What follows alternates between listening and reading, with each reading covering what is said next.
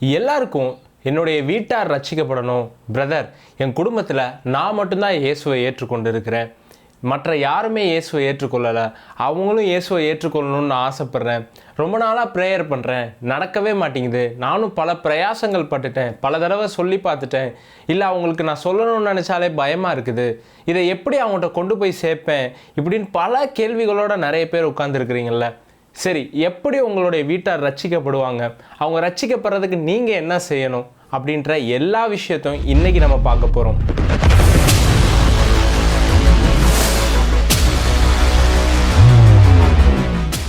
இப்போ தான் first time பார்த்துக்கிட்டு இருக்கிறீங்க அப்படின்னா சப்ஸ்கிரைப் பண்ணிக்கோங்க. எனக்கு வரக்கூடிய நிறைய காலில் பார்த்தீங்கன்னா வரக்கூடிய முக்கால்வாசி கால் என்னவாக இருக்குன்னா, பிரதர் என் குடும்பம் ரட்சிக்கப்படணும், என்னுடைய கணவர் ரட்சிக்கப்படணும், அதுக்கு நான் என்ன செய்யணும் பிரதர், நானும் நிறைய ஃபாஸ்டிங் இருந்து பார்த்துட்டேன், ரொம்ப நாள் ப்ரேயர் பண்ணுறேன் பிரதர், நடக்க மாட்டேங்குது, நிறைய பேர் இப்படி பண்ணுங்க அப்படி பண்ணுங்கன்னு சொல்லிட்டாங்க, எதுவுமே ஒர்க் ஆக மாட்டேங்குது அப்படின்னு நிறைய பேர் யோசிக்கிறீங்க. இன்னும் சிலர் பார்ப்பீங்க, பிரதர் நாங்களாம் பரம்பரை கிறிஸ்தவர்கள், பரம்பரையாக இயேசுவை ஏற்றுக்கொண்டு இருக்கிறோம், அப்படிப்பட்டவங்களும் இந்த வீடியோ கடைசி வரைக்கும் பாருங்கள், ஏன்னா இது உங்களுக்கு பிரயோஜனமாக இருக்கும், மற்றவங்களுக்கும் பிரயோஜனமாக இருக்கும். பாருங்கள், இன்றைக்கி நம்ம 3 விஷயம் பார்க்க போகிறோம். பாருங்கள், உங்கள் வீட்டில் இருக்கிறவங்க ரட்சிக்கப்படுறதுக்கு எப்படி ஜெபம் பண்ணக்கூடாது, எப்படி ஜெபம் பண்ணணும், எப்படி சுவிசேஷத்தை அவங்களுக்கு சொல்லணும், இந்த 3 விஷயத்தையும் நம்ம பார்க்க போகிறோம். எல்லாரும் மோஸ்ட்டாக கோட்டை விடுறது இந்த ஒரு 3 விஷயத்தில் தான் இருக்கும். சுவிசேஷத்தை ஒரு மனுஷன் ஏற்றுக்கொள்கிறது ரொம்ப கடினமான விஷயம் கிடையாது, அதை நம்மளாக கடினமாக்கிடுறோம். அதை எப்படி சுலபமாக கொண்டு போய் சேர்க்கறது, எப்படி சுலபமாக உங்களுடைய வீட்டார் இயேசுவை ஏற்றுக்கொள்கிறது, உங்களுடைய கணவனாக இருந்தாலும் சரி, மனைவியாக இருந்தாலும் சரி, உங்களுடைய குடும்பத்தில் யாரோ ஒருத்தரா இல்லை உங்கள் சொந்தக்காரங்களா யாராக இருந்தாலும் இந்த இயேசுவை ஏற்றுக்கொள்ள முடியும். அவங்களுடைய வாழ்க்கை உங்கள் வாழ்க்கை மாற்றப்பட்ட மாதிரியே மாற்றப்படும். அதற்கு சுலபமான சில விஷயங்களை தான் இன்றைக்கி நம்ம பார்க்க போகிறோம். மொதல் விஷயம், எப்படி ஜெபம் பண்ணக்கூடாது அப்படின்னு பார்த்துருவோம். எல்லாருடைய ப்ரேயர் என்னவா இருக்குன்னா, ஆண்டவரே என் கணவரை ரட்சியும், என் குடும்பத்தை ரட்சியும், என் பிள்ளைகளை ரட்சியும், இவங்க இயேசுவை ஏற்றுக்கொள்ளாமல் போகிறாங்களே ரட்சியும் ரட்சியும். எல்லா பாஸ்டர்ஸுக்கும் ஃபோன் பண்ணி எங்களுடைய குடும்பம் ரட்சிக்கப்படுறதுக்கு ஜெபம் பண்ணிக்கோங்க, ரட்சிக்கணும்னு இயேசுகிட்ட தொடர்ந்து கேட்டுக்கிட்டே இருக்கிறது. பாருங்கள், இத்தனை நாள் கேட்டிங்கல்ல, என்கிட்டலாம் ஒரு சிலர் சொல்லியிருக்காங்க, பிரதர் நான் ஃபாஸ்டிங் இருந்தும் ஜெபம் பண்ணிட்டேன், என்னுடைய குடும்பம் ரட்சிக்கப்பட மாட்டேங்குது, என்ன செய்கிறதுனே தெரியல பிரதர். அப்போ ஃபாஸ்டிங் இருந்தும் ரட்சிக்கப்படலை, நீங்கள் எத்தனையோ பேர்கிட்ட சொல்லியும் ரட்சிக்கப்படலை, அப்போ நீங்கள் யோசிக்கணும்ல, அப்போ இந்த வழியில் ரட்சிப்பு வரல, அப்போ எந்த வழியில் வருதுன்றதை நீங்கள் யோசிக்கணும். அதுக்கு நீங்கள் ஃபஸ்ட்டு ஆண்டவரே ரட்சியும்னு எப்போ பாரு அவர்கிட்ட போய் சொல்லாதீங்க. நீங்கள் முதல் தடவை சொன்னும் போதே அவருடைய காதுகளில் கேட்டுருச்சு. நீங்கள் உங்களுடைய குடும்பத்தை ரட்சிக்கணும்னு எதிர்பார்க்குறத விட இந்த வார்த்தையை நல்லா கவனித்து கேட்டுக்கோங்க, இயேசு உங்களுடைய குடும்பத்தை ரட்சிக்கணும்னு மிகவும் ஆவலோடு இருக்கிறார், மிகவும் அன்போடு இருக்கிறார். அதில் எந்த விதமான மாற்றமும் கிடையாது. ஃபஸ்ட்டு ஆசை உங்களுக்கு இருக்கிறத விட இயேசுவுக்கு அதிகமாக இருக்குது, அதை மறந்துடாதீங்க. அப்போ எப்படி தான் பிரதர் ஜெபம் பண்ணணும், இதை சொல்லாமல் எதை சொல்கிறது, இயேசு எந்த மாடலில் சொல்லி கொடுத்தாரு அப்படின்றத நம்ம வாசிச்சிடலாமா? லூக்கா 10வது அதிகாரம் 2வது வசனம். அப்பொழுது அவர் அவர்களை நோக்கி, அறுப்பு மிகுதி, வேலையாட்களோ கொஞ்சம், ஆகையால் அறுப்புக்கு எஜமான் தமது அறுப்புக்கு வேலையாட்களை அனுப்பும்படி அவரை வேண்டிக் கொள்ளுங்கள். ஆண்டவரே ரட்சியும்னு ஜெபம் பண்ண சொல்லி இயேசு இங்கே சொல்லித்தரல, வேலையாட்களை அனுப்பும்படிக்கு ஜெபம் பண்ண சொல்லித்தராரு. அறுப்பு மிகுதி அப்படின்றாரு. இன்னும் ரட்சிக்கப்பட வேண்டியவங்க எத்தனையோ பேர் இருக்கிறாங்க, அவங்களுக்கு சுவிசேஷத்தை சரியாக கொண்டு போய் சேர்க்கிறதுக்கு தான் ஆள் கிடையாது. பாருங்கள், இயேசு ரட்சிக்க சித்தமாக இருக்காரா அப்படின்னு கேட்டிங்கன்னா கண்டிப்பாக எல்லாரையும் ரட்சிக்க சித்தமாக இருக்கிறாரு. ஆனால் அதை சரியாக சுவிசேஷத்தை கொண்டு போய் சேர்க்கிறதற்கு ஆள் இல்லை. பாருங்கள், அப்போ நீங்கள் ப்ரேயர் பண்ண வேண்டியது, ஆண்டவரே என் குடும்பத்தை ரட்சியும், அவங்கள ரட்சியும் இவங்கள ரட்சியும் இல்லை, ஆண்டவரே என் குடும்பத்தை ரட்சிக்கிறதற்கான சரியான ஆட்களை அனுப்புங்க அப்படின்னு சொல்லுங்கள். ஒருவேளை நீங்கள் ரட்சிக்காமல் இருக்கலாம், யாரோ ஒருத்தர் உங்களுக்கு சுவிசேஷத்தை கொண்டு வந்து உங்கள் ஃபேமிலிக்கு புரியத்தக்க ரீதியில் சொல்கிறதுக்கு சான்ஸ் இருக்குது. பாருங்கள், இப்போ என்னுடைய லைஃப்பை எடுத்துக்கிட்டீங்க அப்படின்னு வச்சுக்கோங்க, என்னுடைய மேக்ஸ் டீச்சர்லாம் வந்துட்டு நான் 8வது படிக்கும்போது அவங்க வருவாங்க. அவங்க மேக்ஸ் டீச்சர்னாலே நம்ம என்ன பண்ணுவோம், கொஞ்சம் தள்ளி தான் இருப்போம் பாருங்களேன். அப்படின்ற பட்சத்தில் அவங்க வருவாங்க, வந்து சுவிசேஷத்தை சொல்லுவாங்க, தம்பி இயேசுவை பற்றி இப்படி போட்டிருக்கு, இதுதான்ப்பா பைபிள்ன்ட்டுவாங்க. நானும் பார்ப்பேன், ஏன் இவங்க வராங்க, ஏன் இதெல்லாம் இவங்க சொல்கிறாங்க. 10வதுக்கு நான் அதை விட சின்ன வயசில் இருக்கும்போது பார்த்தீங்கன்னா விபிஎஸ்க்கெலாம் போவேன். ஸோ இயேசுவை பற்றி என்னுடைய லைஃப்பில் சொல்கிறதற்கு எத்தனையோ பேர் வந்தாங்க. பாருங்கள், ஒரே அட்டம்ப்டில் ஒரே முறையில் நான் ஏற்றுக்கொள்ளலை, பல விதத்தில் அது சொல்லப்பட்டிருக்குது. எங்களுடைய குடும்பங்களுக்கு சொல்லப்பட்டுச்சு, எனக்கு தனிப்பட்ட ரீதியில் இல்லை, எங்கள் ஃபேமிலிக்கே சொல்லப்பட்டுச்சு பாருங்கள். ஆனால் ஒரு கட்டத்தில் நான் அதை ஏற்றுக்கொண்டேன். சரி, அதெல்லாம் அந்த சாட்சிகளை குறித்து நான் வரக்கூடிய நாட்களில் கண்டிப்பாக பார்ப்போம். நிறைய பேர் என்னுடைய சாட்சிகளை கேட்டிருந்தீங்க. அந்த சாட்சிகள் கூடிய விரைவில் வரும், அதுக்காக வெயிட் பண்ணுங்கள். அப்போ எல்லாரும் வந்து எப்படி இயேசுவை ஏற்றுக்கொள்கிறோன்னா, யாரோ ஒருத்தர் அனுப்பப்படுறாங்க, அனுப்பப்படும் பொழுது அந்த சுவிசேஷத்தை கேட்டு ஏற்றுக்கொள்கிறோம் பாருங்கள். யாருமே நேரடியாக இயேசுவை பார்க்குறது கிடையாது. நான் தான் இயேசு, நீ என்னை ஏற்றுக்கொள் அப்படின்னு சொல்கிறது கிடையாது. அப்படி பைபிள் இன்சிடென்ட் இருக்கான்னு கேட்டிங்கன்னா கண்டிப்பாக இருக்குது. இயேசு அப்படி யாரையாவது சந்தித்து சொல்லியிருக்கிறாருன்னா எத்தனையோ தேவ ஊழியர்களுடைய சாட்சி இருக்குது. இயேசு என்னை நேரடியாக வந்து சந்தித்தார், அவர் நான் தான் தெய்வம் அப்படின்னு சொன்னார். அப்படி சந்தித்தவங்களாம் பாருங்களேன், ஏதோ ஒரு இடத்துல ஊழியக்காரவங்களாவோ ஏதோ ஒரு ஹையர் பர்பஸில் இருப்பாங்க. அப்படி இயேசு சந்திக்கவே மாட்டாரானா கண்டிப்பாக சந்திப்பார். பட் ஆனால் அவர் எல்லாரையும் அப்படி சந்திக்கிறது இல்லை. அதனால தான் அவர் சுவிசேஷத்தை சொல்கிறதற்கு நிறைய பேரை ஏற்படுத்துகிறாரு பாருங்க. அப்போ உங்கள் குடும்பத்தில் இருக்கிற ஒருத்தவங்களுக்கு கண்டிப்பான விதத்தில் சரியான சுவிசேஷத்தை கொண்டு போய் சேர்க்கணும். அது உங்கள் வழியாக ஏற்படலாம், இல்லை அது வேற ஒருத்தர் வழியாக ஏற்படலாம். ஆனால் ஏதோ ஒரு பாயிண்டில் வந்துட்டு அவங்க கண்டிப்பாக இயேசுவை ஏற்றுக்கொள்வாங்க. சரி, நம்ம எப்படி ஜெபம் பண்ணக்கூடாது அப்படின்றத பார்த்தோம். அப்போது எப்படி ஜெபம் பண்ணணும் அப்படின்றதையும் பார்க்கணும்ல. பொதுவாகவே எல்லாரும் புரிந்து கொள்ளாதது என்ன அப்படின்னா, அவங்களுக்கு எதிர்த்தாப்பில் இருக்கிறவங்களுடைய கண்டிஷனை புரிந்து கொள்வது கிடையாது. அவங்க இயேசுவை ஏற்றுக்கொள்ள மாட்டாங்க. இதே ஒரே பாயிண்ட்டை தான் சொல்கிறீங்களே தவிர்த்து அவங்க ஏன் ஏற்றுக்கொள்ள மாட்டாங்கன்னு என்னைக்காச்சும் யோசிச்சிருக்கிறீங்களா? வேதவசனம் இதை குறித்து என்ன தெரியுமா சொல்லுது? 2 கொரிந்தியர் 4வது அதிகாரம் 4வது வசனம். தேவனுடைய சாயலாய் இருக்கிற கிறிஸ்துவின் மகிமையான சுவிசேஷத்தின் ஒளி அவிஸ்வாசிகளாகிய அவர்களுக்கு பிரகாசியாதபடிக்கு இப்பிரபஞ்சத்தின் தேவனானவன் அவர்களுடைய மனதை குருடாக்கினான். அப்போ பிசாசை பற்றி இங்கே என்ன போட்டிருக்கு அப்படின்னா, அவங்க ரட்சிக்கப்படாதபடிக்கு அவங்களுடைய மனதை அவன் குருடாக்கி வச்சிருக்கிறான். உங்களுக்கு சில நேரம் கோபம் வருது, உங்களுக்கு சில நேரம் புரிய மாட்டேங்குது ஏன் இவங்க ரட்சிக்கப்பட மாட்டாங்க அப்படின்னு சொல்லிட்டு. நீங்கள் அந்த நபர் மேலே கோவப்படவே தேவையில்ல பாருங்க, உங்கள் பிள்ளைகள் மேலே கோவப்பட தேவையே இல்லை பாருங்க. அதற்கு பின்னாடி இருக்கிற ஃபோர்ஸ் மேலே தான் கோவப்படணும். அது யாருன்னா பிசாசு. ஆண்டவர் ரட்சிக்க சித்தமாயிட்டாரு, ஆண்டவர் வேலையாட்களை அனுப்புகிறாரு. ஆனால் ஏதோ ஒரு இடத்துல தப்பு நடக்குதுன்னா அது எங்கன்னு பார்த்தீங்கன்னா பிசாசு தடை பண்ணுறான். இப்போ நீங்கள் ஜெபம் பண்ண வேண்டியது உங்கள் ரட்சிப்புக்காக கிடையாது. அந்த பின்னாடி இருக்குது பாருங்கள் ஒரு பிசாசு, அதை நீங்கள் துரத்துறதற்கு தான் ப்ரேயர் பண்ணணும். என்ன பண்ணுறான் அப்படின்னா, இங்கே வசனம் எப்படி போட்டிருக்கு பாருங்க, இந்த மகிமையான கிறிஸ்துவின் சுவிசேஷத்தின் ஒளி அப்படின்னு போட்டிருக்கு. இப்போ எவ்வளோ வேல்யூபிளாக இந்த சுவிசேஷத்தை மதிப்புக்குரியதாக வேத வசனம் பேசுது பாருங்க. நிறைய பேர் என்கிட்ட வருவாங்க, பிரதர் என்னுடைய கணவனுக்காக ஜெபம் பண்ணிக்கோங்க. என்ன சிஸ்டர் அப்படின்னு கேட்டால், அவர் ரொம்ப குடிக்கிறார் பிரதர், அடிக்கிறார் பிரதர், உதைக்கிறார் பிரதர், பலவிதமான விஷயங்களை சொல்லுவாங்க. இதெல்லாம் சொல்லிவிட்டு அவர் இயேசுவை ஏற்றுக்கொள்ளணும் அப்படின்றத கடைசியாக வந்து சொல்லுவாங்க பாருங்கள். அவங்கள பொறுத்த வரைக்கும் என்னென்னா, அவங்க குடிக்காக தனியாக ஜெபம் பண்ணணும், அவங்களுடைய ஒவ்வொரு பழக்க வழக்கங்களுக்காக தனித்தனியாக ஜெபம் பண்ணணும்னு நினைக்கிறாங்க. நான் சொல்லவா, அவங்களுக்கு தேவையான ஜெபம் அவங்களுடைய குளிப்பழக்கம் மாறணும், அவங்களுடைய கெட்ட பழக்கங்கள்லாம் மாறணுன்றதெல்லாம் கிடையாது. அவங்க ஃபஸ்ட்டு இயேசுவை ஏற்றுக்கொள்ளணும். இயேசுவை ஒரு மனுஷன் ஏற்றுக்கொண்டுட்டான், சத்தியம் அவனுக்கு சரியாக புரிய ஆரம்பிச்சிச்சு அப்படின்னா நீங்கள் சொல்கிற குடி, நீங்கள் சொல்கிற எல்லா விதமான பழக்கங்களும் ஆட்டோமேட்டிக்காக மாறிடும். எனக்கு ஒரு சிஸ்டர் கால் பண்ணாங்க பாருங்கள். அவங்க சொன்னாங்க, என்னுடைய சிஸ்டருக்கு வந்துட்டு கவுன்சிலிங் கொடுங்க அப்படின்னு சொன்னாங்க. நான் சொன்னேன், உங்கள் சிஸ்டருக்கு இப்போ தேவைப்படுறது கவுன்சிலிங் கிடையாது, அவங்களுக்கு ஃபஸ்ட்டு தேவை இயேசு. இதை பார்க்குற நிறைய குடும்பங்களுக்கு நான் சொல்கிறது என்ன அப்படின்னா, நிறைய பேருக்கு கவுன்சிலிங் தேவை கிடையாது. உங்கள் கணவர் குடிப்பழக்கத்திலேருந்து மாறணுன்ட்டு பிரயாசப்படாதீங்க, அவருக்கு தேவை இயேசு. இயேசுன்ற ஒரு சொல்யூஷன் உங்களுடைய வீட்டுக்குள்ளே வந்துருச்சு அப்படின்னா, நீங்கள் எதெல்லாம் மாற்றப்படணும்னு எதிர்பார்த்துக்கிட்டு இருக்கிறீங்களோ ஆட்டோமேட்டிக்காக உங்கள் கண்ணு முன்னாடி மாற்றப்படுறத பார்ப்பீங்க. நீங்கள் பிரயாசப்பட வேண்டியது மற்ற காரியங்களுக்கு இல்லை, ஒன்றே ஒன்று, இந்த சுவிசேஷத்தின் ஒளி அவங்களிடத்துல போய் சேரணும். அப்போ இதுக்கு எது தடையாக இருக்குது? பிசாசு தடை பண்ணுறான். நீங்கள் சுவிசேஷத்தை கொண்டு போய் சொல்கிறீங்க, இல்லை மற்றவர்கள் சொல்கிறாங்க, அப்போ பிசாசு என்ன பண்ணிடுறான்னா அவங்களுடைய கண்ணை இப்படி மறைச்சிடுறான். இந்த சத்தியம் அவங்களுக்கு தெரியக்கூடாதுன்னு ஹைட் பண்ணி விட்டுறான். அப்போ நீங்கள் என்ன தெரியுமா பண்ணணும்?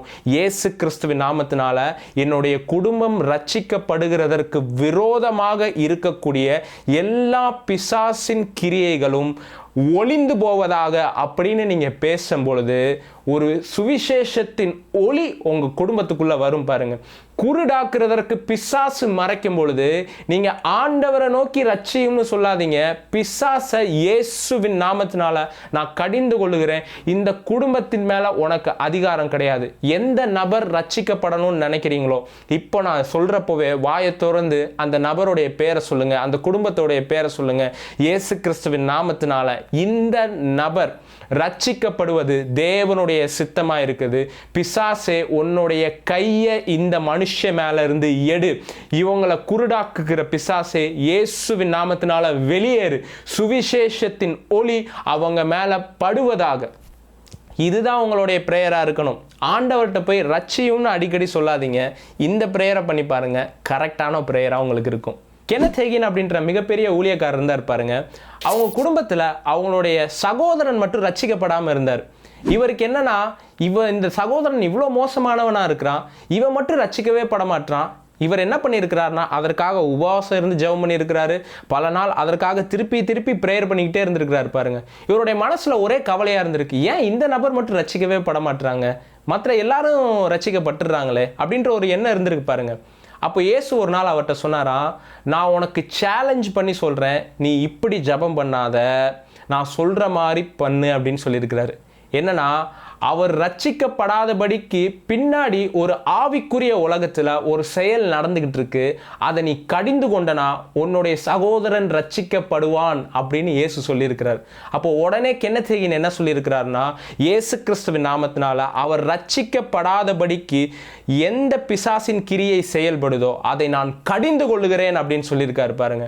அதுக்கப்புறம் பிசாசு வந்து இவர்கிட்ட பேசியிருக்கான், அதெல்லாம் முடியாது, உன் குடும்பம் ரட்சிக்கப்படாது, உன்னுடைய குடும்பம் எப்படிப்பா ரட்சிக்கப்படும், உன்னுடைய சகோதரன் எப்படி இயேசுவை ஏற்றுக்கொள்வான், இப்படி பல கேள்விகள்லாம் எழும்பிக்கிட்டே இருந்திருக்கு பாருங்க.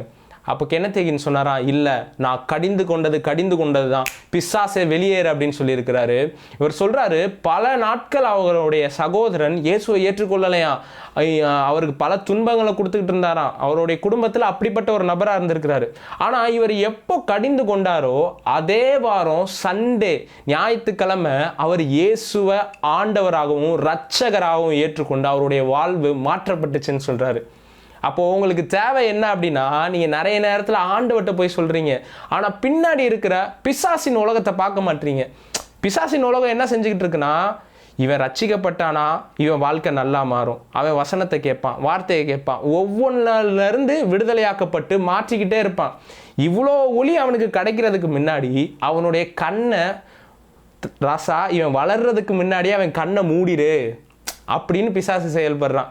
ஏன்னா கண்ணை திறந்து பார்த்தா எவ்வளவு காரியங்கள் இருக்குது அப்படின்றத அவங்களுக்கு தெரிஞ்சிடும். அது தெரியக்கூடாதுன்னா ஃபஸ்ட்டு ஸ்டேஜ்லேயே அமுக்கணும் அப்படின்னு நினைக்கிறான். ஸோ உங்கள் வீட்டில் இருக்கிற யாரும் ரட்சிக்கப்படாமல் ரொம்ப நாள் இருக்காங்கன்னா அதற்கு காரணம் இயேசு சுவிசேஷத்தை உங்கள் குடும்பத்திலேயோ ரட்சிப்பை உங்கள் குடும்பத்திலேயோ தராததுனால கிடையாது. அவர் எப்போவோ கொடுத்துட்டாரு. அவங்களுடைய கண்கள் குருடாக்கப்பட்டிருக்குது. இயேசுவின் நாமத்தினால் அந்த கண்கள் திறக்கப்படட்டும், அந்த இருதயம் திறக்கப்படட்டும், அந்த மனது திறக்கப்படட்டும்னு எப்போ சொல்கிறீங்களோ அப்போ உங்கள் குடும்பத்தில் ஒரு பெரிய ரட்சிப்பு வர்றதை நீங்கள் பார்ப்பீங்க. சரி, அப்போ இந்த சுவிசேஷத்தின் ஒளி அவங்களுக்குள்ளே போகணும்னா நீங்கள் சில பிரயாசங்கள் கூட படலாம். என்ன படலாம் அப்படின்னா, ஏதாவது ஒரு நல்ல மீட்டிங் நடக்குதா, அந்த மீட்டிங்க்கு அவங்கள கூப்பிட்டு வாங்க, அவங்களுக்கு செய்திகளை ஷேர் பண்ண ஆரம்பிங்க. அவங்களுக்குள்ள ஏதோ ஒரு விதத்தில் இந்த ஒளி போகணும். அவங்களுக்கு ஒரு நல்ல பைபிளை நீங்கள் வாங்கி தரலாம். ஏதாவது ஒரு விதம் இருக்குங்க. அந்த விதத்தில் அவங்களுக்கு எப்படி இயேசு அறிமுகப்படுத்த முடியுமோ அப்படி இயேசு அறிமுகப்படுத்துங்க. இல்லை நீங்களே அந்த ஒரு நபராக இருக்கலாம். நீங்களே உங்கள் குடும்பத்துக்கு சுவிசேஷத்தை சொல்லக்கூடிய ஒரு முக்கிய நபராக கூட மாறலாம். ஏன்னா தேவனுடைய ராஜ்யம் ஒரு புளித்த மாவுக்கு ஒப்பாக இருக்கிறது அப்படின்றாரு. கொஞ்சோண்டு புளித்த மாவு முழுவதையும் புளிக்க பண்ணும் அப்படின்றாரு. அதுக்கு அர்த்தம் என்ன அப்படின்னா, நீ கொஞ்சோண்டு புளித்த மாவு இருக்கு பாருங்க, அதை கொண்டு போயிட்டு நிறைய மாவு இருக்கிறதுல போட்டிங்கன்னா என்ன ஆகும்? எல்லா மாவும் புளிச்சிரும். அப்போ இயேசு தேவனுடைய ராஜ்யத்தை எதற்கு ஒப்பிடுறாரு அப்படின்னா, புளித்த மாவுக்கு ஒப்பிடுறாரு. லைட்டாக விழுந்தா போதும், அந்த குடும்பம் முழுவதும் ரட்சிக்கப்பட்டுரும். நான் சொல்கிறேன், நீங்கள் ஒரு புளித்த மாவாக இருக்கிறீங்க, உங்கள் குடும்பம் ரட்சிக்கப்படுறதற்கு ஆண்டவர் உங்ககிட்ட இருக்கிற ஒளியை பயன்படுத்துவார். நீங்கள் இந்த உலகத்துக்கு வெளிச்சமாக இருக்கிறீர்கள் அப்படின்றாரு. உங்களுக்குள்ள இருக்கிற வெளிச்சத்தை பார்த்து, ஹே, இவனுடைய வாழ்க்கை இப்படி மாற்றப்படுது, எப்படி இவன் இப்படி மாறுறான், இவன்கிட்ட இருக்கிற ஏதோ ஒன்று எனக்கு தேவைப்படுதுன்னு அவங்க ஏற்றுக்கொள்ள ஆரம்பிப்பாங்க பாருங்க. அதுக்கு நீங்கள் ஒரு காரணமாக இருக்கலாம். அப்படி கூட ஆண்டவர் ரட்சிப்பா இருப்பாருங்க. இப்படி வேதவசனம் போட்டிருக்கு, கர்த்தராகிய இயேசு கிறிஸ்துவை நீ விசுவாசி, அப்பொழுது நீயும் உன் வீட்டாரும் ரட்சிக்கப்படுவீர்கள் அப்படின்னு போட்டிருக்குது. அப்போ என்னன்னா, இங்க என்ன வேதவசனம் என்ன சொல்லுதுன்னா, கர்த்தராகிய இயேசுவை நீ விசுவாசிச்சா உன்னுடைய குடும்பம் ரட்சிக்கப்படும் போட்டிருக்கு. அது எப்படிப்பா, நான் விசுவாசிச்சா என் குடும்பம் ரட்சிக்கப்படும்? ஏன்னா இது புளித்த மாவுக்கு ஒப்பா இருக்கு. இது ஒருத்த மேல வந்துருச்சு அப்படின்னா இது அங்கேயே அமராது, இது படரக்கூடிய ஒரு காரியமா இருக்குது. ஒருத்த மேல சுவிசேஷத்தின் ஒளி வந்துருச்சுன்னா, நான் சொல்லவா, நீங்க ஒருத்தர் மட்டும்தான் என் குடும்பத்தில் ஏற்றுக்கொண்டு இருக்கிறேன் பிரதர் அப்படின்னு சொன்னீங்கன்னா பயப்படவே பயப்படாதீங்க. ஒரு கேரண்டி உங்க மேல விழுந்திருக்கு. நீங்க ஒரு புளித்த மாவு, இந்த மாவு முழுவதும் புளிக்க பண்ணும். தேவனுடைய சுவிசேஷத்தை உங்க குடும்பம் முழுவதும் ஏற்றுக்கொள்ளுன்றதுக்கு ஒரே சாட்சி என்னன்னா அது நீங்க தான். சரி, சுவிசேஷத்தை சொல்றதுக்கு நிறைய விதம் இருக்கு. நீங்க உங்களுக்கு எந்த விதம் இருக்கோ அதை பயன்படுத்திக்கோங்க. ஆனா ஒன்னே ஒன்று சொல்லுங்க, ஆண்டவரே இதற்கான ஆட்களை அனுப்புங்க, இதற்கான ஞானத்தை தாங்க இப்படின்னு சொல்லுங்க. நிறைய பேர் ஏன் இயேசுவை ஏற்றுக்கொள்ளாமல் இருக்காங்க உங்கள் குடும்பத்தில் அப்படின்னா, மூணாவது பார்க்க போகிற பாயிண்ட்டு, எப்படி சுவிசேஷத்தை சொல்லணும்னு யாருக்குமே தெரியறது கிடையாது. தப்பாக நம்ம சொல்லிடுறோம், அதனால தான் அவங்க ஏற்றுக்கொள்ள மாட்டுறாங்க. சுவிசேஷத்தை ஒருத்தர்கிட்ட போய் சொல்லுங்க அப்படின்னா ஃபஸ்ட்டு என்ன தெரியுமா பண்ணுறோம், நீ இயேசுவை ஏற்றுக்கொள்ளலை அப்படின்னா நீ நரகத்துக்கு போவ அப்படின்னு சொல்கிறோம். இப்படி சொன்னால் அவங்க ஏற்றுக்கொள்வாங்களா? எல்லா மதத்துலேயும் போய் பாருங்களேன், பரலோகம் நரகம், சொர்க்கம் நரகம் அப்படின்ட்டு இருக்கான்னு கேளுங்க, எல்லாரும் இருக்குது அப்படின்ட்டு வாங்க. இது எல்லாருக்கும் நம்பிக்கை இருக்கா? கண்டிப்பாக இருக்குது அப்படின்னு சொல்லுவாங்க. அப்போ எல்லாரும் இதை நம்புகிறப்போ ஏன் அவங்க இதை நீங்கள் சொன்னோன்னே பயப்படணும்? அப்போது பயப்படவும் மாட்டாங்க, அப்படி ஏற்றுக்கொள்ளவும் மாட்டாங்க. இது ஒரு மெத்தடே கிடையாது. சுவிசேஷத்திற்கான அர்த்தத்தை நீங்கள் மாற்றிடுறீங்க. சுவிசேஷம்னா என்ன, காஸ்பிள்னா என்ன, குட் நியூஸ் அப்படின்னு அர்த்தம். அதற்கான மூல பாஷையில் இருக்கிற அர்த்தம் என்னன்னா குட் நியூஸ், நற்செய்தி அப்படின்னு அர்த்தம். நீங்கள் சொல்கிறது நரகத்துக்கு போகன்றது நற்செய்தி கிடையாது. இயேசு இந்த உலகத்துக்கு வந்தது யாரையும் நரகத்துக்கு அனுப்பணும் அப்படின்றது கிடையாது, எல்லாரையும் ரட்சிக்கணும் அப்படின்றதுக்காக வந்தார். அதுதான் சுவிசேஷமே தவிர்த்து, அதுதான் நற்செய்தியை தவிர்த்து ஒருத்தனை அழிக்கணும் அப்படின்றது நற்செய்தி கிடையாது. நிறைய பாஸ்டர்ஸ்லாம் நான் பார்த்துருக்கேன், ஒரு சில வீடியோலாம் நான் பார்க்குறேன் பாருங்களேன். அவங்க என்ன பண்ணுவாங்கன்னா தெருவில் நின்றுக்குவாங்க பாருங்கள், அப்படியே கத்துறது, எல்லா ஸ்ட்ரீட்டில் இருக்கிற எல்லாரும் போய்கிட்டு இருப்பாங்க. சுவிசேஷத்தை சொல்கிற மெத்தடை நான் சொல்கிறேன். என்ன பண்ணுவாங்க அப்படின்னா, இன்னைக்கு நீ இயேசுவை ஏற்றுக்கொள்ளனா நாளைக்கு நீ நரகத்தில் கிடப்ப, இப்படி சொன்னால் யாருங்க ஏற்றுக்கொள்ளுவா? நம்ம இயேசுவை கூவி நம்ம தான் என்ன பண்ணுறோம்னா அவருடைய வேல்யூவை குறைச்சிடும். ஏன் இயேசுவை எல்லாரும் ஏற்றுக்கொள்ளாமல் இருக்காங்கன்னா, அவரை பற்றி சொல்லுற நம்ம ஏதோ ஒரு விதத்தில் தவற விட்டுறோம். நீங்கள் என்னைக்காச்சும் ஒரு கோல்டை நடு ரோட்டில் யாராச்சும் கூவி நின்று விற்று பார்த்துருக்குறீங்களா? கோல்டை யாராச்சும் நடு ரோட்டில் கூவி விற்பாங்களா? நான் சொல்கிறேன், சுவிசேஷமும் இயேசுவும் கோல்டை காட்டிலும் விலை மதிப்புக்குரியது, அது விலை ஏற பெற்றது அப்படின்னு சொல்லணும். அப்போ கோல்டை யாரும் அப்படி கூவி விற்க மாட்டாங்க. எப்படி விற்பாங்க? அதை அட்வர்டைஸ்மெண்ட் பண்ணுவாங்க. நீங்கள் ஒரு போஸ்டரில் பார்ப்பீங்க, ஒரு ஃப்ளெக்ஸில் பார்ப்பீங்க, அட்வர்டைஸ்மெண்ட்டில் பார்ப்பீங்க, இந்த கோல்டு நல்லா இருக்கே, இதை நம்ம எடுப்போமே. அப்போது எப்படி பார்த்து எடுக்கிறீங்க? அதனுடைய அழகை உங்களுக்கு காமிச்சோன்னே இது எனக்கு வேணும்னு ஒரு தீர்மானம் எடுக்கிறீங்க பாருங்கள். அப்படி தான் இயேசுவையும் சொல்லணும். நடு ரோட்டில் நின்று கூவி ஏதாவது சொல்கிறதுக்கு இயேசு ஒரு சாதாரண காரியம் கிடையாது பாருங்க. அவர் விலை உயர்ந்தவராக இருக்கிறார். அப்போ அந்த விலை உயர்ந்ததுக்கு ஏற்ற மாதிரி நீங்கள் அவரை சொல்லணும். அப்போ ரோட்டில் நின்று சுவிசேஷம் சொல்கிற எல்லாரையும் தப்பாக பேசுறியாப்பா அப்படின்னு கேட்டிங்கன்னா கிடையாது. சுவிசேஷம் சொல்கிற விதத்தை தான் நான் மாற்ற சொல்கிறேன். யாரையும் நியாயம் தீர்க்கிற மாதிரி சொல்லாதீங்க. அவங்களுக்கு என்ன தேவையோ அதை பார்த்து சுவிசேஷமாக சொல்லுங்கள். ரோட்டில் போய் சுவிசேஷம் சொல்லலாம், வீட்டில் போய் சுவிசேஷம் சொல்லலாம், உங்கள் பஸ்ஸில் பக்கத்தில் உட்காந்து இருக்கிறவர்கிட்ட சுவிசேஷம் சொல்லலாம், எப்படினாலும் நீங்கள் சொல்லலாம். ஆனால் சொல்கிற விதத்தை மட்டும் நீங்கள் கரெக்டாக மாற்றுறது ரொம்ப அவசியமாக இருக்குது. ஃபாரினில் பார்த்தீங்கன்னா இந்த டாட் ஒயிட் அப்படின்ட்டு ஒரு ஊழியக்காரர் இருக்கார் பாருங்கள். அவருடைய ஊழியமே மேக்ஸிமம் ஸ்ட்ரீட்டில் தான் இருக்கும். ஸ்ட்ரீட்டில் எங்கேயாவது போய்கிட்டே இருப்பார், தெருக்களில் எங்கேயாவது போய்கிட்டே இருப்பார். ஒருத்தனை சந்திப்பார், உனக்கு இந்த வியாதி இருக்கா, இயேசுவால் இப்போ உன்னை சுகமாக்க முடியும் அப்படின்ட்டுவார். அவனுக்கு ப்ரேயர் பண்ணுவார், உடனே ஒரு சுகம் கிடைக்கும். இயேசுவே ஆண்டவர்னு ஏற்றுக்கொள்வான். ஒரு விபச்சாரக்காரி இருப்பா, அவள் அங்கே நின்றுக்கிட்டு இருப்பா. அப்போ இந்த டாட் ஒயிட் போவார், நீ ஏன் இப்படி பண்ணுற அப்படின்லாம் கேட்க மாட்டார் பாருங்க. உனக்கு இயேசு தேவை, நீ ரொம்ப தனிமையாக இருக்க, ஆண்டவர் உன்னை நேசிக்கிறார் அப்படின்னு சொன்னோன்னே, சார் நம்மளை யாருமே நேசிக்க இல்லை, அதனால தான் நம்ம இங்கே வந்தோம், நம்மளை கண்டுகொள்றதுக்கு யாருமே இல்லை, அதனால தான் இந்த தொழிலுக்குள்ளே நம்ம வந்தோம் அப்படின்னு சொல்லிட்டு என்னை நேசிக்க ஒருத்தர் இருக்காருன்னு தெரிஞ்சோடனே இயேசுவை ஏற்றுக்கொள்கிறாங்க பாருங்கள். அந்த நேரத்தில் நீங்கள் நியாயம் தீர்க்கிறவங்களா இருந்தீங்க அப்படின்னா அந்த அம்மா அங்கேருந்து கடந்து போயிருக்கும். இந்த ஊழியக்காரர் வந்து அப்படிப்பட்ட சுவிசேஷத்தெல்லாம் சொல்கிறாரு பாருங்க. அதனால நிறைய பேர் இயேசுவை ஏற்றுக்கொள்கிறாங்க. அப்போது மெத்தடை மட்டும் நீங்கள் சேஞ்ச் பண்ணாலே போதும், நிறைய பேர் ஏற்றுக்கொள்ள ஆரம்பிப்பாங்க. எப்படி கரெக்டாக சுவிசேஷம் சொல்கிறது? ஃபஸ்ட்டு அவங்களுடைய தேவை என்ன அப்படின்றத பாருங்கள். எல்லாருக்கும் ஒரே விதத்தில் சுவிசேஷம் போய் சேர்றது கிடையாது. இயேசு எல்லாருக்கும் ஒரே மாதிரி வார்த்தைகளை சொல்லவும் இல்லை, ஒரே விதமான அற்புதங்களும் செய்யலை. அதை நம்ம எடுத்து வாசிச்சிடலாமா? லூக்கா 4வது அதிகாரம் 18வது வசனம்.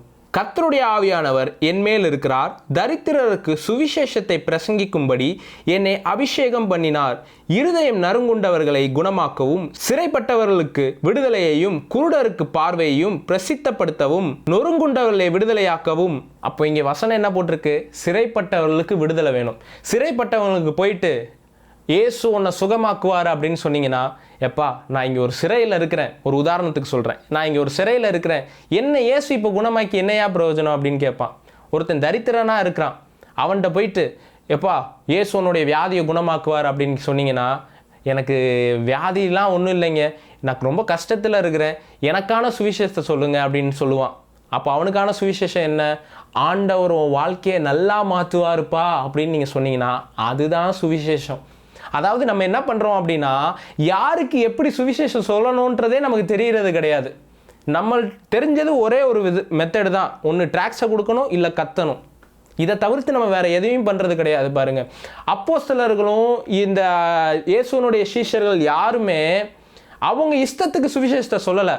பரிசுத்த ஆவியானவர் அவங்கள அந்த நேரத்தில் எப்படி வழி நடத்துகிறாரோ அந்த வாய்ப்புகளை பயன்படுத்தினாங்க பாருங்கள். நீங்கள் அப்படிப்பட்ட வாய்ப்புகளை பயன்படுத்தி உங்களுடைய குடும்பத்தில் சுவிசேஷத்தை சொல்லுங்கள். ஒரு உதாரணத்துக்கு சொல்லணும்னா, எல்லாருக்குமே நீங்கள் சுவிசேஷத்தை சொல்ல முடியும். பணக்காரருக்கு சுவிசேஷத்தை சொல்ல முடியாது பிரதர், கண்டிப்பாக சொல்ல முடியும். எல்லாருக்கும் பிரச்சனை இருக்குது, அது வேறு வேறு விதத்தில் இருக்குது. யூதர்கள் அடையாளங்களை தேடுகிறார்கள், கேட்கிறார்கள். கிரேக்கர்கள் ஞானத்தை தேடுகிறார்கள் அப்படின்ட்டு இருக்கு. யூதர்கிட்ட போய் சொன்னீங்க அப்படின்னா அவங்க அடையாளத்தை கேட்பாங்க, கிரேக்கர்கிட்ட போனீங்க அப்படின்னா ஞானத்தை தேடுவாங்க. அப்போ ஒவ்வொருத்தருடைய தேடுதல் ஒன்று ஒன்றா இருக்குது. இப்போ பணக்காரனுடைய தேடுதல் என்னவா இருக்கும்? அவனுக்கு ஏதாவது ஒரு வியாதியாக இருக்கும். இப்போ ஒருத்தர் வியாதியாக இருக்கிறாரு அப்படின்னா அவருடைய தேடுதல் வேறு இருக்கும். அப்போது ஒவ்வொரு மனுஷனுக்கு ஒருத்தன் கடனில் இருப்பான். அப்போ நீங்கள் என்ன பண்ண தெரியுமா சொல்லணும்? இயேசு உன்னை இந்த கடன்லேருந்து மாற்றுவார், அவர் உன்னை விடுதலை ஆக்குவார். வியாதியில் இருப்பான், உன்னுடைய வியாதியை ஆண்டவர் சரியாக்குவார். அல்லது நீங்கள் அந்த நேரத்தில் அவங்களுக்கு கை வச்சு ஹீல் பண்ணிடலாம், சுகமாக்கிட்டு இந்த இயேசு உன்னை என்ன பண்ணுவார், நேசிக்கிறாருன்னு நீங்கள் சொன்னீங்கன்னு வச்சுக்கோங்க, அந்த டைம் அவன் ஏற்றுக்கொள்வான். அவங்களுக்கு சொல்யூஷனை நீங்கள் சொல்லணும், தீர்வுகளை ஏற்படுத்தணும். அந்த தீர்வு தான் அவங்கள ஆண்டவர் இடத்துல அன்பு கூற வைக்கும் பாருங்கள். இங்கே பாருங்களேன், நீங்கள் எதுக்காக இயேசுவை ஏற்றுக்கொண்டீங்க? இங்கே இருக்கிற நிறைய பேர்ட்ட கேட்டோன்னா என்ன சொல்லுவீங்க? அவர் ஏதோ ஒரு நன்மை எனக்கு செஞ்சார் பிரதர், அதை பார்த்து தான் அவர்கிட்ட வந்தேன். யாராச்சும் சொல்லுவீங்களா, எனக்கு இயேசுவை தன்னால் பிடிச்சிருச்சு அதனால் வந்துட்டேன் அப்படின்ட்டு? அப்படி சொன்னீங்கன்னா நீங்கள் ஒரு பொய்யனாக இருப்பீங்க. ஏன்னா அவர் நம்மிடத்தில் முந்தி அன்பு கூர்ந்ததினாலேயே நாம் அவரிடத்தில் அன்பு கூறுகிறோம் அப்படின்ட்டு இருக்கு. அவர் ஃபஸ்ட்டு ஏதோ ஒன்று உங்கள்கிட்ட கொடுத்துருக்கிறாரு. நிறைய பேர் சுகமாக இருக்கிறீங்க, நிறைய பேரோட மைண்டு ஃப்ரீயாக இருக்குது, ஏதேதோ ஒரு விஷயத்துலேருந்து விடுதலை ஆக்கப்பட்டிருக்கிறீங்க. இதெல்லாம் ஆனதுனால தான் நீங்கள் இயேசுவை ஏற்றுக்கொண்டிருக்கிறீங்க. அப்போ ஒன்றை நீங்கள் பெற்றுக்கொண்டு இருக்கிறீங்க, மற்றவங்களும் அதே மாதிரி ஏதோ ஒன்று பெற்றுக்கொள்ளணும் பாருங்கள். அப்படி பெற்றுக்கொண்டாங்கனாலே போதும், அவங்க இயேசுவை ஏற்றுக்கொள்வாங்க. ஸோ அவங்களுடைய ப்ராப்ளம் என்ன அப்படின்றத பார்த்துட்டு அவங்களுக்கு அதற்கு ஏற்ற வார்த்தைகளையும் அதற்கு ஏற்ற விஷயங்களையும் செய்யுங்க. வியாதியாக இருக்கானா அந்த இடத்துல ஜெபம் பண்ணுங்க, அவனுக்கு அப்போவே ஆண்டவர் சுகத்தை கொடுப்பாரு. இந்த இயேசு எனக்கு வேணும்டா, கடனில் இருப்பான், இந்த கடனை உனக்கு மாற்றுவாரா அப்படின்னு சொல்லிட்டு அவனுக்காக ஒரு ப்ரேயர் பண்ணுங்க. டக்குன்னு மாற்றப்படும். எனக்கு ஆண்டவர் அற்புதத்தை செஞ்சுட்டாரு, வாடா சர்ச்சுக்கு வாடா அப்படின்னு கூப்பிட்டு போங்க. சுவிசேஷம் ரொம்ப ஈஸி தான், அதை சொல்கிற மெத்தடை மட்டும் கரெக்டாக மாற்றிக்கோங்க. ஸோ எல்லாரும் இதை பார்க்குற ஒவ்வொருத்தருக்காகவும் நான் கண்டிப்பான விதத்தில் ப்ரேயர் பண்ணணும் அப்படின்னு நான் விருப்பப்படுறேன். அதுக்கு முன்னாடி ஒரு விஷயத்த சொல்ல விரும்புகிறேன். எப்படி உங்களுடைய வீட்டார் ரட்சிக்கப்படணும்னு நீங்கள் எதிர்பார்த்துக்கிட்டு இருக்கிறீங்களோ அதே மாதிரி மற்றவங்க ரட்சிக்கப்படணுன்றதையும் நீங்கள் எதிர்பாருங்க. இந்த வார்த்தைகளை நான் எழுதும் போது ஆவியானவர் எனக்கு உணர்த்தினது என்னென்னா, நிறைய பேர் என்னுடைய குடும்பம் ரட்சிக்கப்படணுன்ட்டு எதிர்பார்க்குறாங்களே தவிர்த்து மற்றவனுடைய குடும்பம் ரட்சிக்கப்படணும்னு எதிர்பார்க்குறதே கிடையாது. நான் சொல்கிறேன், இதை பார்த்துக்கிட்டு இருக்கிற யாராக இருந்தாலும் சரி, உங்களுடைய குடும்பம் ரட்சிக்கப்படுவது எவ்வளவு முக்கியத்துவமாக இருக்குதோ அதே மாதிரி மற்றவங்க ரட்சிக்கப்படுறதும் ரொம்ப முக்கியத்துவமாக இருக்குது. பரலோகம் எதனால் ரொம்ப சந்தோஷப்படுது தெரியுமா? மனம் திரும்புகிற ஒரு பாவியின் நிமித்தம் பரலோகம் சந்தோஷப்படுகிறதுன்னு போடலை, மிகுந்த சந்தோஷப்படுகிறது அப்படின்னு போட்டிருக்கு. அதாவது ஒருத்தன் இயேசுவை ஏற்றுக்கொண்டானா எவ்வளவு சந்தோஷம் பரலோகத்தில் உண்டாகுது பாருங்க. தேவதூதர்கள் எப்படி கொண்டாடுறாங்க பாருங்க. நான் சொல்கிறேன், நீங்கள் உங்களுடைய குடும்பத்தை எவ்வளோ நேசிக்கிறீங்களோ மற்றவர்களுடைய குடும்பத்தையும் நேசிங்க. அவங்களுக்கு சுவிசேஷத்தை சொல்லுங்கள். முதலாவது தேவனுடைய ராஜ்யத்தையும் அவருடைய நீதியையும் தேடுங்கள், அப்பொழுது இவைகள் எல்லாம் கூட கொடுக்கப்படும் அப்படின்ட்டு இருக்கு. நீங்கள் அவருடைய ராஜ்யத்தை ஃபஸ்ட்டு தேடுங்க, மற்றவங்களும் ஏற்றுக்கொள்ளணும்னு நினைங்க. நீங்கள் 4 பேருக்கு சொல்லுவீங்க, ஆண்டவர் பார்ப்பாரு, டேய் இவனை பாரு, இவன் குடும்பமே இன்னும் ரட்சிக்கப்படல, ஆனால் இவன் எவ்வளோ வைராக்கியமாக 4 பேருக்கு போய் சுவிசேஷத்தை சொல்லணும், அவனும் ஏற்றுக்கொள்ளணும், அவனுடைய வாழ்க்கை மாறணும் அப்படின்னு பார்க்குறான். இப்போ என்ன பண்ணுறனா, இவனுக்கு எத்தனை ஆட்கள் தேவைப்பட்டாலும் சரி, இவனுடைய குடும்பம் ரட்சிக்கப்படுறதற்கான ஆட்களை அனுப்பு அப்படின்னு ஆண்டவர் சொல்லுவார். இதுதான் ஒரு சரியான இருதயம் பாருங்க.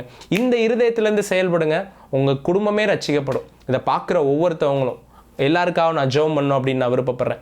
பிதாவே, இயேசு கிறிஸ்துவின் நாமத்தினால இதை பார்க்குற ஒவ்வொருத்தவங்களுக்காக வருகிறேன். கர்த்தராகிய இயேசு கிறிஸ்துவை விசுவாசி, அப்பொழுது நீயும் உன் வீட்டாரும் ரட்சிக்கப்படுவீர்கள் என்று எழுதியிருக்கிறது. இதை பார்க்குற ஒவ்வொரு குடும்பங்களும் ரட்சிப்புக்குள்ளாக வருவதாக, இயேசுவே ஆண்டவர் என்ற ஒரு அறிவு உண்டாவதாக. சமுத்திரம் ஜலத்தினால் நிறைந்திருக்கிறது போல இந்த பூமி கர்த்தரை அறிகிற அறிவினால் நிரப்பப்பட்டிருக்கும் என்று எழுதியிருக்கிறது. அதே மாதிரி இவங்களுடைய குடும்பம், இவங்களுடைய பிள்ளைகள், இவங்களுடைய கணவன், இவங்களுடைய மனைவி இயேசு கிறிஸ்துவின் நாமத்தினால அந்த அறிவினால் நிரப்பப்பட்டிருக்கட்டும். எந்த பிசாசு இவங்களுக்கு அகேன்ஸ்டா கிரியை செஞ்சாலும், இந்த குடும்பம் சுவிசேஷத்தை ஏற்றுக்கொள்ளாமல் இருப்பதற்கு கிரியை செய்கிற எல்லா விதமான பொல்லாத ஆவிகளும் இயேசுவின் நாமத்தினால இந்த குடும்பத்தை விட்டு அகற்றப்பட்டு போவதாக. எல்லா குருடாக்கப்பட்ட கண்களும் இப்பொழுதே திறக்கப்படட்டும், எல்லாம் குருடாக்கப்பட்ட மனது இப்பொழுதே திறக்கப்படட்டும். இயேசு கிறிஸ்துவின் நாமத்தினால் இந்த சுவிசேஷத்தின் ஒளிக்காக திறக்கப்படுவதாக என்று நான் சொல்லுகிறேன். Thank you Lord Jesus. காபாலா ஷாக்கா தானாமா. ஒரு பெரிய ரட்சிப்பை இந்த குடும்பத்தின் மேலே நான் கட்டவிழ்த்து விடுகிறேன். நானும் என் வீட்டாரோ என்றால் கர்த்தரையே சேவிப்போம் என்று சொல்லக்கூடிய நாட்கள் உண்டாவதாக. Thank you Jesus. இவங்க குடும்பமாக இயேசுவை ஆராதிக்கட்டும், குடும்பமாக இயேசுவை கனம் பண்ணட்டும், குடும்பமாக இயேசுவைக்கு நன்றியை செலுத்தட்டும். Thank you Jesus. அப்பேற்பட்ட ரட்சிப்பை இந்த குடும்பத்தின் மேலே இயேசு கிறிஸ்துவ நாமத்தினால நான் பிரஸ்தாபம் பண்ணுகிறேன். Thank you Jesus. Thank you Jesus. ஒரு பெரிய காரியங்களை இந்த குடும்பத்தின் மேலே நான் கட்டவிழ்த்து விடுகிறேன். இங்கே இருக்கிற ஒருத்தர் கூட, ஒரு குடும்பம் கூட மிஸ் ஆகாமல், ஆண்டவரே உம்முடைய வார்த்தைக்கு செவிகள் திறக்கப்பட்டிருக்கட்டும். Thank you Jesus. நீர் சொல்லியிருக்கிறீர், நீர் தந்தவர்களில் ஒருவனையும் நான் இழந்து போகவில்லை என்று சொல்லியிருக்கிறீங்க. இவங்க குடும்பத்தில் ஒருத்தரும் இழந்து போவது உம்முடைய சித்தம் கிடையாது. அது வயதானவங்களாக இருந்தாலும் சரி, சின்னவங்களாக இருந்தாலும் சரி, பெரியவங்களாக இருந்தாலும் சரி, யாருமே இழந்து போவது உம்முடைய சித்தம் கிடையாது. எல்லாரின் மேலே இந்த ரட்சிப்பை நான் பேசுகிறேன், இந்த நற்காரியங்களை பேசுகிறேன், இந்த சுவிசேஷத்தை அறிவிக்கிறேன், இந்த ஒளியை அறிவிக்கிறேன். இதை பார்க்கும்போதே சிலருடைய குடும்பங்களில் விடுதலை உண்டாவதாக என்று நான் பேசுகிறேன். ஒரு பெரிய விடுதலையும் வெளிச்சத்தையும் இந்த குடும்பத்தின் மேலே இயேசு கிறிஸ்துவின் நாமத்தினால நான் கட்டவிழ்த்து விடுகிறேன். இதை பார்க்குற நிறைய பேர் வந்து சாட்சி சொல்கிற ரீதியில் தேங்க்யூ ஜீசஸ், அவங்களுடைய கண்கள் திறக்கப்படட்டும். பெரிய காரியங்களை நீங்கள் செய்யுங்க இயேசுவின் நாமத்தில் பிதாவே, ஆமென். ஸோ உங்களுடைய ரட்சிப்பின் அனுபவம் எப்படி இருந்துச்சு அப்படின்றத நீங்கள் ஷேர் பண்ணும்பொழுது மற்றவங்களுக்கும் சில விசுவாசம் வரும். உங்களுக்கு ரட்சிப்பின் அனுபவம் இருந்துச்சு, எப்படி அந்த அனுபவம் உங்களுக்கு இருந்துச்சு அப்படின்னா அதை கீழே வந்து எல்லாருக்கும் ஷேர் பண்ணுங்கள். அல்லது இதை பார்த்ததுக்கப்புறம் உங்களுடைய குடும்பத்தில் ஒருத்தவங்க இயேசுவை ஏற்றுக்கொண்டாங்க, பிரதர் நான் இப்படி ஜெபம் பண்ணேன், அது ரொம்ப பிரயோஜனமாக இருந்துச்சு அப்படின்னா அதையும் வந்து தெரியப்படுத்துங்க. அவங்க ரட்சிக்கப்பட்ட வார்த்தைகளை கேட்டு மற்றவங்களுக்கு விசுவாசம் அதிகரிக்கட்டும் பாருங்கள். அந்த மாதிரியான வார்த்தைகளை சொல்லுங்கள். இந்த செய்தியை முக்கியமாக மற்றவங்களுக்கு ஷேர் பண்ணுங்கள். ரட்சிக்கப்படாத சில குடும்பங்கள் இருக்கும், சில ஒருத்தர் மட்டும் ரட்சிக்கப்பட்டு கவலைப்பட்டுக்கிட்டு இருப்பாங்க, அவங்களுக்கு ஷேர் பண்ணுங்கள். இந்த செய்திகளை அநேகருக்கு ஷேர் பண்ணுங்கள். அவங்க ரீச் ஆகி இந்த வார்த்தைகளை கேட்டு அவங்களும் ஆசீர்வதிக்கப்படட்டும், அவங்களுடைய குடும்பங்களும் ஆசீர்வதிக்கப்பட்டிருக்கட்டும். இந்த வார்த்தைகளால் நீங்கள் ஆசீர்வதிக்கப்பட்டிருக்கிறீங்க அப்படின்னா இந்த ஊழியத்துக்கு நீங்கள் விதைக்கலாம். இந்த வார்த்தைகள் எனக்காக பேசப்பட்டுச்சு பிரதர் அப்படின்னு நினைக்கிறவங்க இந்த கீழே பார்க்குற அக்கௌண்ட் நம்பர், கூகுள் பே, இதில் நீங்கள் அனுப்பி வைக்கலாம். நீங்கள் இந்த ஊழியத்தில் ஒரு பங்காளராக மாறலாம். தொடர்ந்து இந்த ஊழியத்தினால் நீங்கள் ஆசீர்வதிக்கப்பட்டுக்கிட்டு இருக்கிறீங்க, இந்த செய்திகள் எனக்கு பிரயோஜனமாக இருக்குது அப்படின்னா இந்த ஊழியத்தில் நீங்கள் ஒரு பங்காளராக ஆகலாம். மாதம் மாதம் நீங்கள் வந்து அனுப்பிச்சி வைக்கலாம். அதற்கும் கீழே பார்க்குற account, Google Pay, PhonePe, Paytm, இந்த மாதிரி எல்லா விதமான ஆப்ஷன்ஸ் இருக்குது. கீழே பார்க்குற நம்பரை யூஸ் பண்ணிக்கோங்க. அக்கௌண்ட் நம்பரும் இருக்குது. இன்டர்நேஷ்னலி நீங்கள் ட்ரான்ஸ்ஃபர் பண்ணணும் அப்படின்னு நினச்சிங்கன்னா கூட கீழே பார்க்குற அக்கௌண்ட் நம்பரை நீங்கள் யூஸ் பண்ணிக்கலாம். இன்டர்நேஷ்னலாக நீங்கள் பார்த்துக்கிட்டு இருக்கிறீங்க அப்படின்னா கீழே பேபாலை பயன்படுத்தி நீங்கள் அனுப்பிச்சி வைக்கலாம். வெஸ்டர்ன் யூனியன் அப்படின்ற ஒரு ஆப்ஷன் இருக்குது பாருங்கள், அதையும் நீங்கள் யூஸ் பண்ணி இந்த ஊழியத்துக்கு நீங்கள் விதைக்கலாம். இந்த ஊழியத்தில் நீங்கள் பங்காளராக மாறலாம். இந்த செய்திகளை இன்னும் அநேகருக்கு கொண்டு போய் சேர்க்கிறதுக்கு அது பிரயோஜனமாக இருக்கும் பாருங்கள். கர்த்தர் எல்லாரையும் ஆசீர்வதிப்பாராக. கூடிய சீக்கிரத்தில் எல்லாரும் வந்து சாட்சிகளை சொல்லுவீர்களாக. அப்படி உங்களை நான் bless பண்ணுறேன். God bless you all.